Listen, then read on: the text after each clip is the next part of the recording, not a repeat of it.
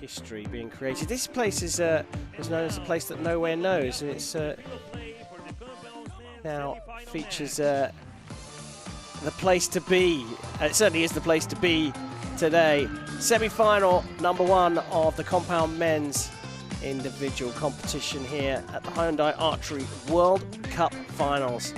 It's time for the athlete introductions.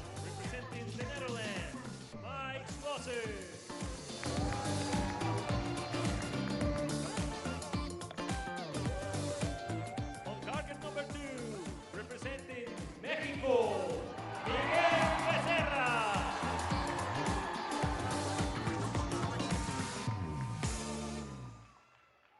The line judge for this match is Hussein Nasiri.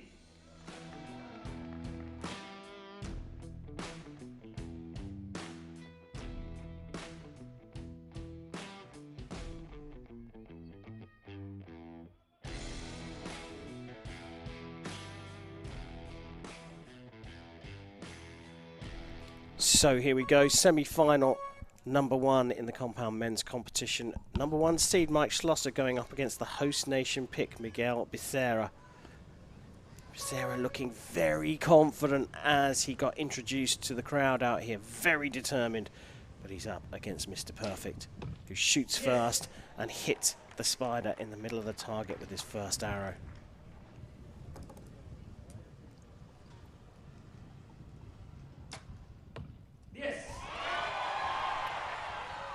Anything you can do? It's going to be a bit of a mixture in the crowd, isn't it? As we said, Mike Schloesser has been a sort of adopted Mexican because of his marriage to Gabby Bayardo, as she was before they got married. Gabby Schloesser now, who's a native Mexican herself. Yes.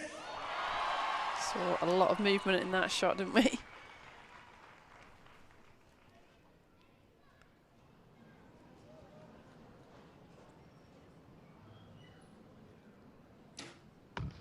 Yes, yes, yes, puntaje perfecto.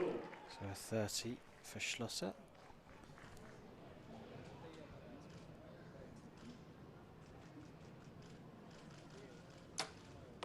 Yes, yes, yes, puntaje perfecto. That is not only a 30, but that looked to me like it was 3 X's for Becerra.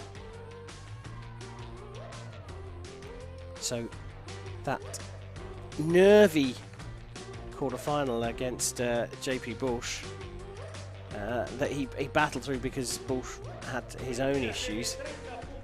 Well, he said there's a lot of movement still, but it's banged in 3 X's against Mr. Perfect. Yeah, it's a like fairy tale start, isn't it?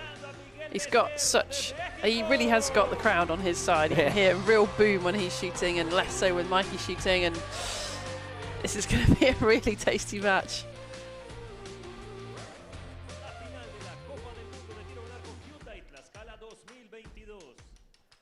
Well, all square on points,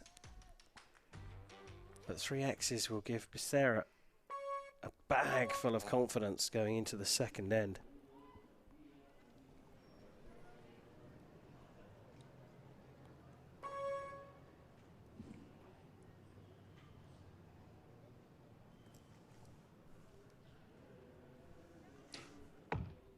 Oh.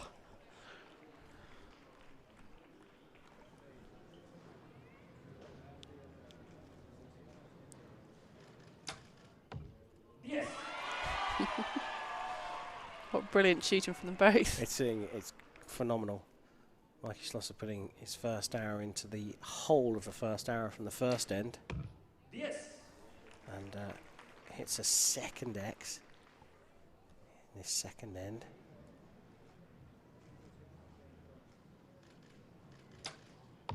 Yes. He'll stay fully focused on himself.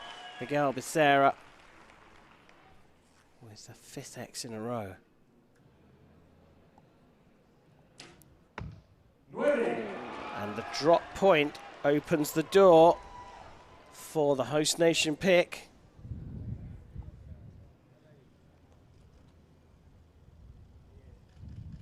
Just moving left and right. As he got it into the middle, gets it into the 10. He does capitalise, But there was a huge amount of movement before releasing that arrow. There was. There also, you hear on the microphones, it sounded like a bit of wind coming through, but I can't see anything notable. Like the flags down the range don't look like they're moving, but whether there's any wind coming through, because it's just slots here, which makes things kind of funnel and do funny things. But even if there is wind, it's not very strong. You wouldn't. It wasn't enough, surely, to buffet him around. I wouldn't have thought so, but he really did move around. But I think it just must be nerves. I mean, he's just trying to calm himself, isn't he? Deep breaths. Well, he's in the lead. Schlosser's trying to stay nice and calm. We take a look back, and he does look nice and calm. Look at that first arrow going into the hole from the previous end.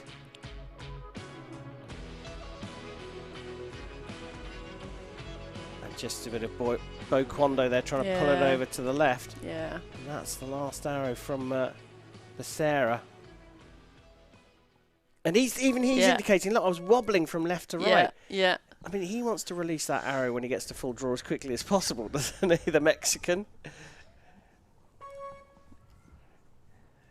We start the third end, and Mike Schloesser from the Netherlands finds himself trailing by a single point. Yes.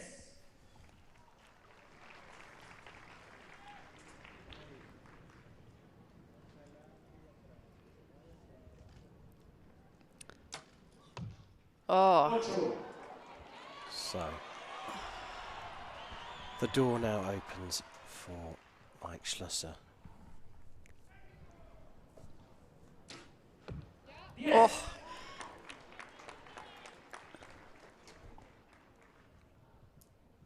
Yeah, I mean, what you said earlier about being that arrow releasing as quickly as possible, it's not really about that. It's just settling into your shot, doing your normal process, and something's just gone wrong. And maybe that bluster or that movement or whatever happened in the last end has just dropped his confidence a little bit, because he kind of knew he was lucky on that last arrow, that, hey, it just went off at the right time. But maybe that's played on his mind slightly and just played on his confidence. Yes. Hammers that one into the middle of the target. But a 27 means that it's a big turnaround in score. What I meant by releasing early is that you've said that when you're at full draw, if you hold on too long, you can't possibly stay still.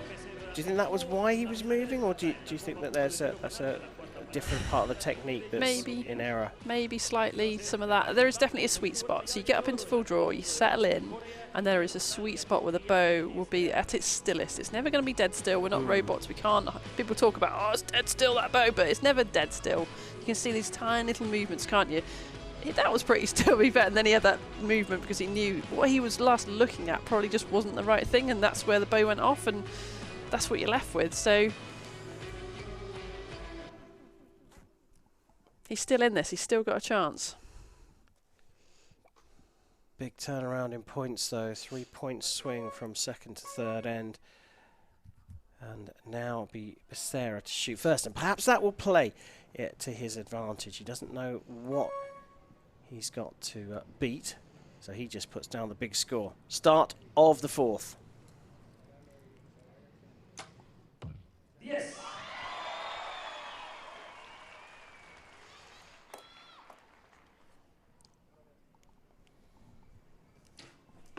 Yes.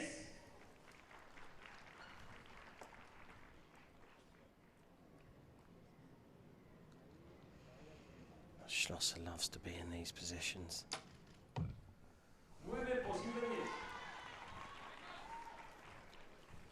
And now another opportunity for Schlosser to extend his lead.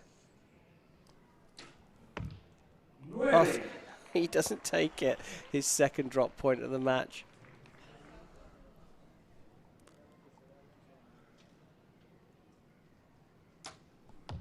Yes. Oh, got away with it again. He knew there was movement. He knew it wasn't quite right, but luck.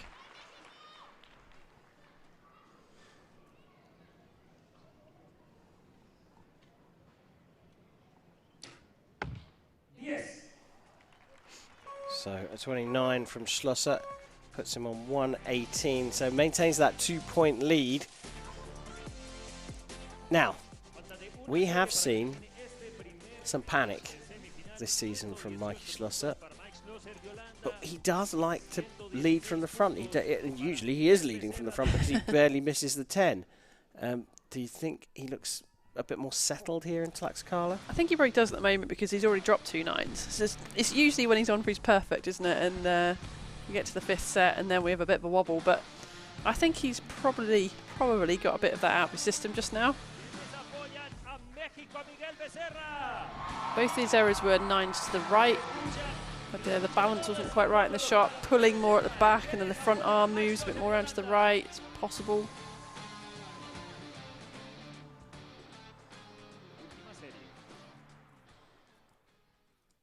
And indicating that release as he came off the line.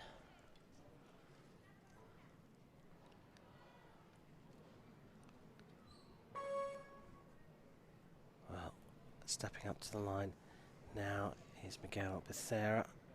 Trailing by 2, 3 hours to go per archer. Yes.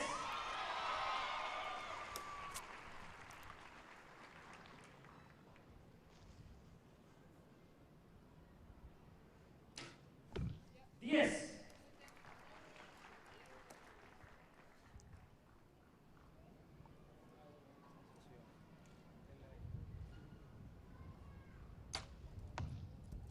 See, we did hear that wind again, and we did see the flag blow a little bit more down the end, but I just don't think it's enough to be moving these arrows. Yes. Quick one from Schloesser, opening the lead up even more.